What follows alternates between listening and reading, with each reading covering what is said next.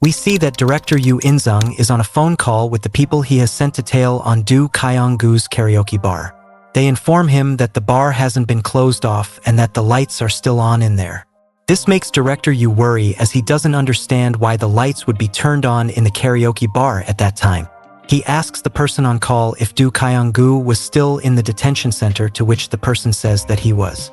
Director Yoo doesn't really understand what to do in this situation and goes into his secret room to bring out the private phone he got to call Representative Yoon. He calls Representative Yoon to inform him that the bar lights are still on despite Do Kyung-goo being sent to the detention center not that many days ago. We see that Representative Yoon is at a lavish hotel with a girl in his arms, and he doesn't like the fact that Director Yoon called him to tell him about such a pesky and stupid thing. He tells Yoo In-sung that the phone wasn't given to him to just make random calls. Yoo In-sung apologizes for his mistake and just asks Representative Yoon if he should just go in to check out on what's happening with the Again karaoke bar. Yoon curses out after hearing this and says that he didn't pick Yoo In-sung to be a director so that he would ask every little thing to him. The girl who was with Representative Yoon tells him that swearing isn't allowed, and this makes him give her a wicked side eye look to scare her off. Yoon Sang-tae then asks Yoo In-sung about Shiho and whether they've managed to find anything in him after he left Gangnam. Director Yoo informs him that they have no idea on where Shiho is hiding at just yet. Yoon Sang-tae says that he plans on finishing Shiho off the moment they find him and he sees him. However, then he changes topic and asks Yoo In-sung about what's wrong with the Again karaoke bar. Are they running the bar without Do Kyung-goo? Yoon doesn't get it how they're running without the help of Do Kyung-goo, who was one of the integral part of their gang. Yoo In-sung asks Yoon what they should do in this situation, and this pisses off the representative. So he breaks his alcohol bottle in anger, saying that he is thinking about what to do. Yoo In-sung, on the other hand, feels secure knowing that someone as smart and as decorated as Yoon Sang-tae is using his brain on this scenario. Yoo In-sung then waits for an order, and then he is told by Yoon to bring in Kim Tae-chong while he is at it. The name shocks Yoo In-sung after hearing it, and this makes Yoo Sang-tae call up his men right away and prepare for Kim Cha-chong. He wondered just why did Yoon Sang-tae make such a big tall decision. Then we soon see the R where the Again karaoke bar is at get filled up by a lot of cars that were carrying many people on them. This makes whatever little amount of people who were outside that late at night get scared and go indoors, as the entire area is filled with people carrying weapons like sticks and rods. We then see the man leading this squad, a huge chunky bald man, get outside his car and start chewing on bubble gum, a contrast to his intimidating look. After getting out, they are ready to go in and make a huge mess. However, their leader suggests for only 2 guys going in at first and checking out if they're really running the shop or if they made a mistake sorts. As ordered, 2 of the thugs enter the Again karaoke bar and see Shiho sitting there calmly. They ask Shiho if they're open or not and whether they'll be open to do some business. Shiho politely answers him by saying that they are indeed open and that he is open to serving them drinks and foods as services for now. The Stooges hear all this and go back to report to their squad. They inform them about everything that Shiho said and also inform that Shiho is a new guy and likely doesn't have much experience on how they do things around there. This in itself is enough reason to convince the entire squad that they need to go inside and annihilate the Again karaoke bar. As they all go inside and get ready to make some chaos happen, Shiho goes ahead and holds the metal stick and the cue stick of Do Kyung-goo to get ready to defend the bar. He understands that it's a very long and toxic relationship for it to have ended up in this way, where they could abuse them all they want and they just hide themselves in fear. And he understands that it's hard to even conceptualize change, let alone make it happen. But tonight, he wants to break free from the cycle. Tonight, he wants to liberate the Again karaoke bar. The entire squads of thugs gets inside and lock off the exit so that Shiho can't run away. They go a bit forward to see Shiho standing there, wielding 2 sticks as if they were blades or something. They make fun of him, and the leader of the squad even says that while he didn't intend for it, but now he really wants to finish off Shiho for good. They call him a rat caught in a trap, whereas Shiho confidently tells them that they're the rats who walked right into his trap. And thus will start the battle between Shiho and these hired goons, which will determine of what will happen to the bar from now onwards. Just then we see a mini flashback of what happened 4 years ago. It was a nationally held kendo demonstration event, where we see several people with kendo sticks surrounding Yi Shiho, who is on his own. Kendo in South Korea is a very niche sport and is not even considered a sport for most parts. However, Yishiho is a talent on another level.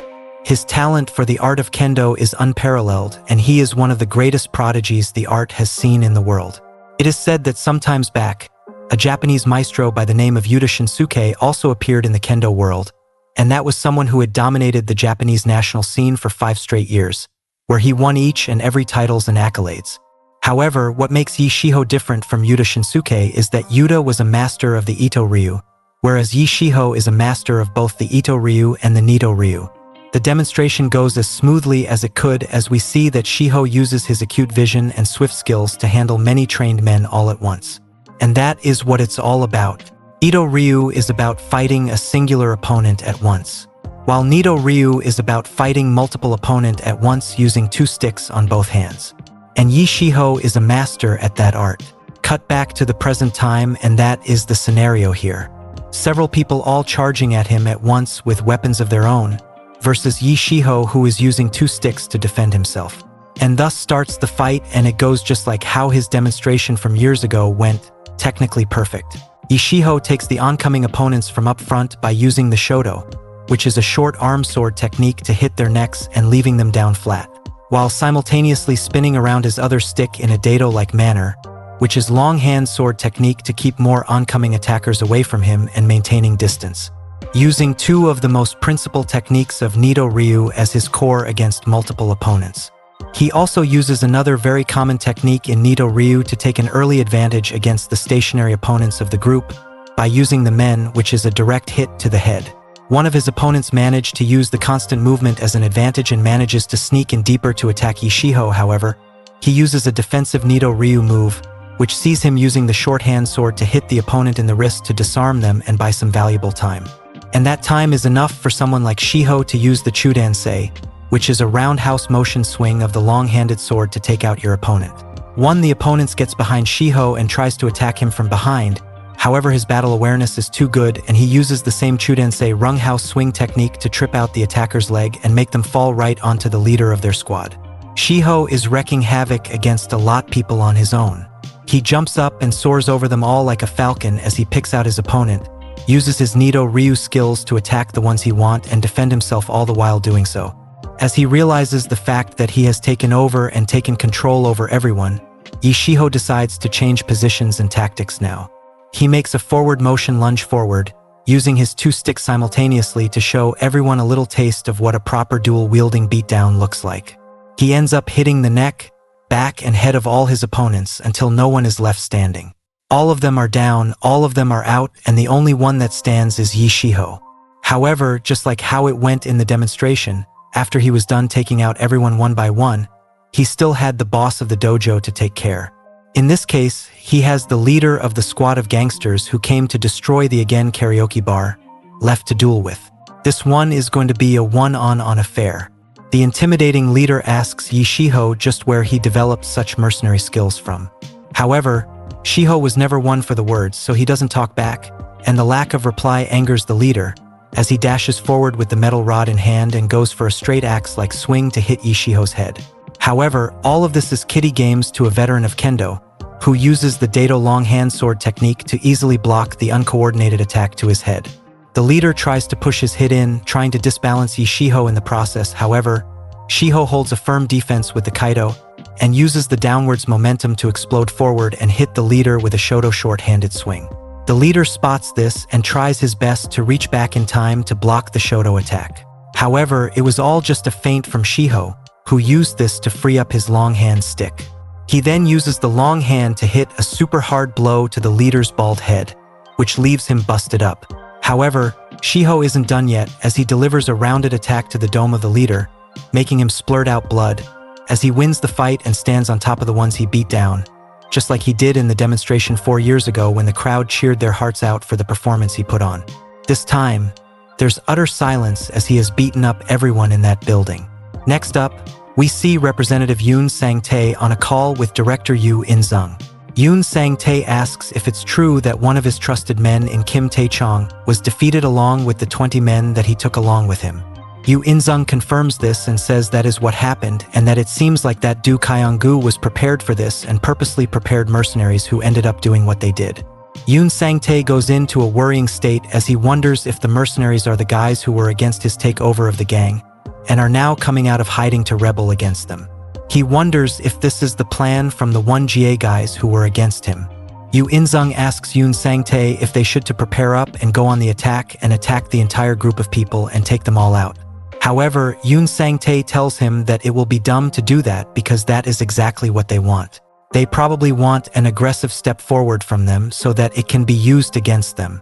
It is something those guys are prepared for and have purposefully set up the trap this way for them. He asks Yoo In-sung if he is out of his mind for suggesting such an outrageous plan.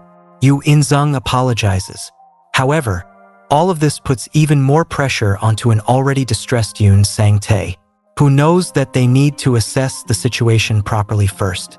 He then bangs the desk in front of him and tells Yoo In-sung to pass on his word.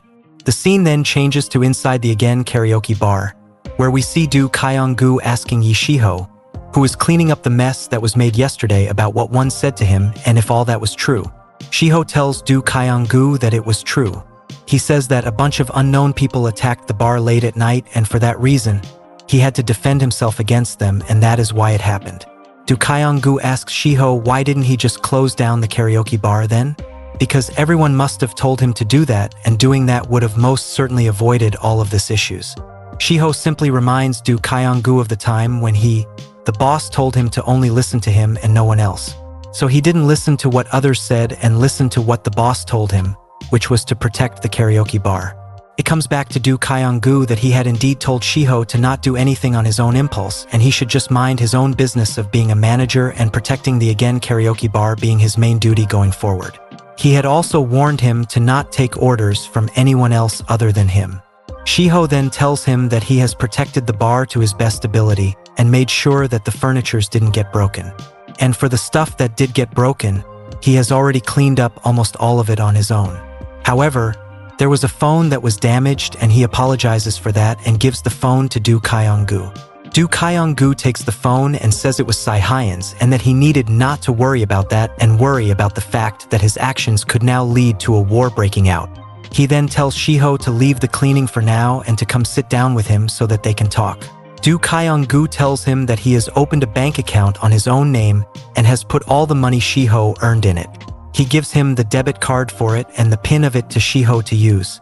He also gives him a brand new phone which he bought for Shiho using his own name and has connected it to the bank account so that Shiho can manage it better. Shiho thanks him for it, but Do Kyung-gu tells him that it's the only thing that he can do for him and tells him to leave the place. Do Kyung-gu further adds saying that Yoo In-sung had called him and said that if he handed over the guy who attacked Kim Tae-chong and his squad, he will let them off easily. However, Do Kyung-gu can't do that, and so he wants Shiho to leave so he can use it as an excuse saying Shiho ran away. That's the only way, because if Shiho stays, it will just give them an excuse to attack the Again karaoke bar. Shiho says that there's a second option, that being Do Kyung-gu telling them to not touch their business again. If they do, the consequences will be much harsher. Do Kyung-gu sighs and asks Shiho why he is picking fights that can't be won. He says that picking a fight with Yoo In-sung and co is like a kid picking a fight with a professional wrestler. The chances of that turning out well is zero because the power gap is too big. Shiho says that they'll see what happens. This confuses Do Kyung-gu, but Shiho goes on further saying that as someone who has been on top at something for a while, he can tell, but Do Kyung-gu interrupts saying that being on top of kendo doesn't hold any value as it's not a professional sport, but a recreational one which people choose to train in.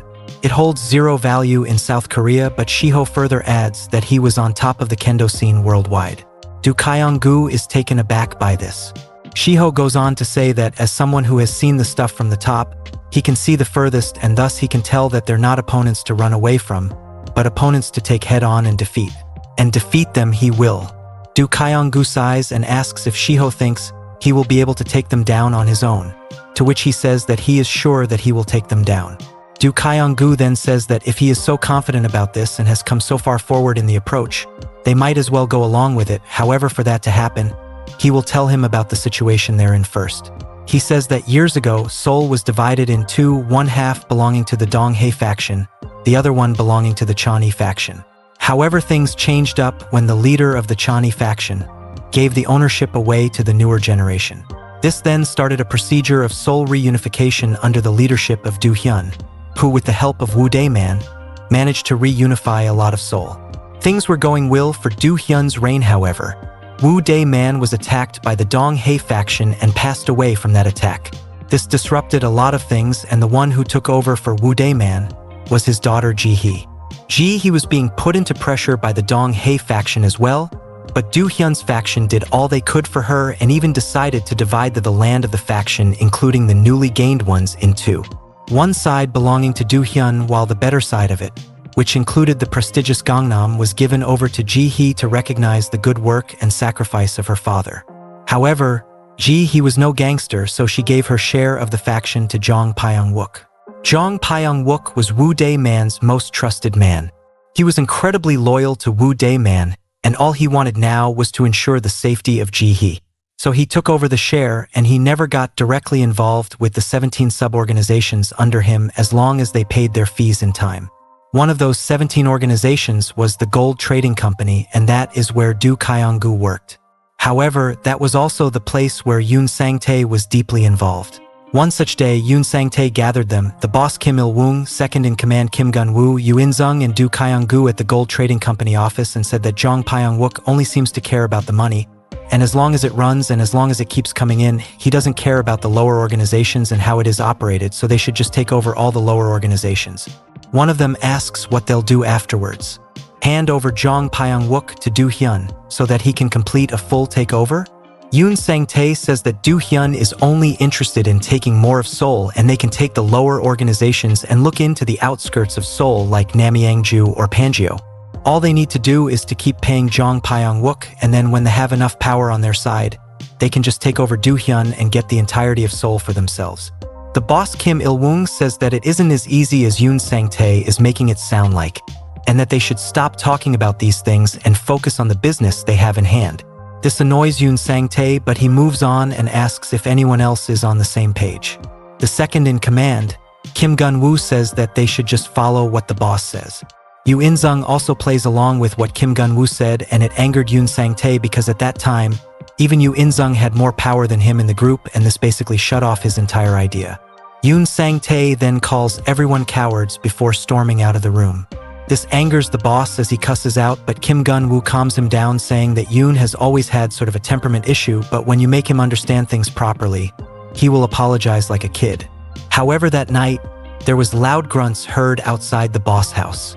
Naturally, Kim Il-woong came to check in what happened, only to find that all his guards have been dropped by a man wearing a hoodie and a few of his men. The man reveals himself to be Yoon Sang-tae, and he says that he has an ambition and he will go against anyone who tries to mess with him. He then uses the metal rod that he had in his hand to hit the boss in the head. This makes Kim Il-woong bleed, but he is not spared, and several other blows to the head sees the end of him. And that's how swiftly Yoon Sang-tae overtook his senior in rank. Unaware of what happened, Kim Gun-woo was also offered a spot to join forces with Yoon Sang-tae, but he refused the offer and ended up going to and joining President Park's Imname Corporation, which is one of the 17 lower organizations under Jong Pyong-wook, and Do Kyung-gu followed Kim Gun-woo there. After hearing this story, Shiho asks Do Kyung-gu if there's someone above President Yoon, to which he replies by saying that there are people above him. However, Yoon Sang-tae has since massively increased as he has taken over 14 of the 17 lower organizations. Shiho also asks why did Yoon In-sung join Yoon Sang-tae. Do Kyung-gu explains that it happened after the boss passed away. Yoo In-sung was scared of Yoon Sang-tae and worried that whether he will be next in line to get assassinated because he did look down on Yoon a lot. That's why he submitted himself to Yoon Sang-tae. Shiho then asks Do Kyung-gu which are the 3 organizations that never joined up with Yoon Sang-tae's faction. Do Kyung-gu asks why does he wants to know about that. Shiho tells Do Kyung-gu that they need to gather everyone they can on their side and strengthen their side of the affairs. Do Kyung-gu waves this off, saying that there is no sense what Shiho is saying, and he tells him to leave instead of talking nonsense and cracking jokes in a serious manner. Shiho doesn't say anything and just stares down. Do Kyung-gu notices this and asks Shiho when will he leave. However, at that very moment, we see that Saihyun has come to the place. She is disgruntled seeing her brand new phone in tatters. Do Kyung-gu asks her why she is already back at work, but she was too concentrated on her broken phone to answer what he said. Shiho apologizes to her for the breaking of her phone and says that he will try his best to compensate her for it.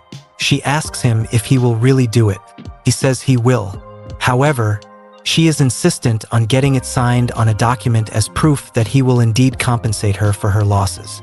Do Kyung-gu says that this is no time for childish things and that they should be going now. But they don't listen to him and go to the room besides to write the documents, which annoys Do Kyung-gu. On the other hand, we see Yoon Sang-tae on the phone with Yoo In-sung. Yoo In-sung tells him that the people who attacked Kim Tae-chong and his crew ran away and that Do Kyung-gu is willing to personally apologize for what happened. Yoon Sang-tae can't quite understand what's going on, but he is pissed off, so he tells Yoo In-sung to push forward with the plan. Back to the again karaoke bar, we see that Shiho writes on paper that he will compensate Sae-hyun for her phone and signs on it before giving it to her. She takes, but then she later teasingly fools Shiho into looking somewhere else to poke his cheeks. This makes Shiho blush a bit, and Sae-hyun tears up the document saying that it has been already compensated and that she was joking anyway to see how he would react to all of this. Right then, Do Kyung-gu comes into the room and tells Shiho to leave because the Saegangnam are coming in an hour. Shiho asks him what is Saegangnam, to which he says that it's one of the 14 organizations that is under Yoon and they provide labor. He then says to not pester him with questions, and if Shiho really wants to know, he can search them up. Sae-hyun asks what it is about and why is Do Kyung-gu asking him to leave. Do Kyung-gu says that he will tell her later and that she should leave too. We see Shiho searching on the internet about Saegangnam, whereas Sae-hyun is seen visibly sad as they part ways. Next up, we see that Do Kyung-gu is on a call with Kim Gun-woo. Do Kyung-gu informs Kim Gun-woo about Yi Shiho and all the things that went down. Gun-woo asks him if it's true that he single-handedly took down Kim Tae-chong and his group, to which he says that he heard it so. He then asks Kim Gun-woo if he thinks it is possible for a man alone to take down the huge faction on his own. After all, Yoon Sang-tae and his faction is huge with 14 organizations under him, and if they tried to mess with them it would be a big issue and they'd be trampled. So he wants them to lay low for now and not give Yoon a reason to hit them. Kim Gun-woo says that he wants to take revenge on Yoon Sang-tae for betraying them and assassinating the boss. Do Kyung-gu tells him that it's not the correct time for that because they have a massive disadvantage compared to Yoon and his faction at this point. Gun-woo then says that he wants to meet Shiho and asks Do Kyung-gu to send him over to his place, but Do Kyung-gu tells him that he has told him to go away after he heard that the Saegangnam were coming to investigate. Gun-woo asks if they have come yet, to which Do Kyung-gu says that it's already past time but they haven't yet. After that, we see what happened 20 minutes before. Yi Shiho goes near the office of the Saegangnam Job Services and goes inside there. There are a bunch of people there and Shiho just goes there asking for a job. Just then, one of the guys receive a call and after it, he tells Shiho that they're going outside for a meeting and can't take about these things now. Yi Shiho then tells them that he came here after quitting the job at the again karaoke bar because they were going to hand him over to some organization because he defended himself against goons. They quickly realize that he is the one who took out Kim Tae-chong and co. And so one of the guys calls his boss and tells him about the whole situation. However, the boss doesn't buy that story, but he says that they should investigate it anyway. A bit later, the boss hears some noises of a beatdown downstairs, so he stops playing games and goes out to see that his entire office and workers have been wiped out by Shiho with a golf club. He can't believe what he just saw and tries to run away, but Shiho throws the golf club at him, which sends him tumbling down several stairs and getting injured. Shiho then tells the only guy who is somewhat conscious and operating to go and bring the boss over to him, to which the guy obliges. Cut to the scene at the again karaoke bar. We see that Do Kyung-gu is going outside to check if the Saegangnam people have come or not, but upon coming outside, he notices a horde of people from Yoon Sang-tae's group surrounding the bar waiting for him. Do Kyung-gu says that he didn't expect anyone other than the people from Saegangnam. However, he quickly gathers himself to see what's up with this whole thing.